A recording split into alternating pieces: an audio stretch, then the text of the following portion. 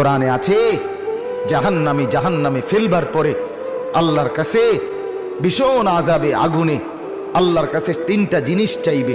জাহান্নামী বলবে, আল্লাহ এত কষ্ট না দিয়ে আমারে মৃত্যু দিয়ে দেন।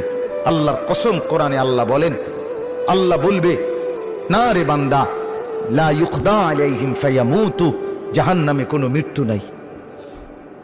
নাফরমান জাহান্নামী তখন বলবে, আল্লাহ তাইলে আমারে একটু তাখফিফ, একটু আযাব হালকা করে দেন, আমারে মাসে একটা দিন কদ্দুর বিরতি দেন, 24 ঘন্টার মধ্যে আমারে 10টা মিনিট হইল কদ্দুর আলগাত রাখেন, আমি আর পারছি না মাওলা।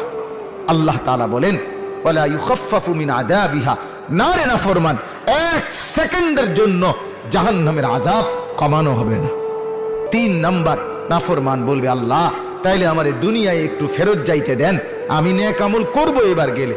আল্লাহ বলেন, যেদ্দুর হায়াত দিলে নেক আমল করা যেত, ওদ্দুর হায়াত দিয়েই তোমারে আনছি, আর ফিরবা না।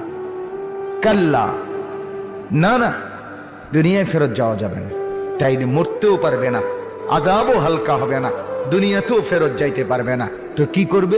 ক্বালা খসাউ ফিহা,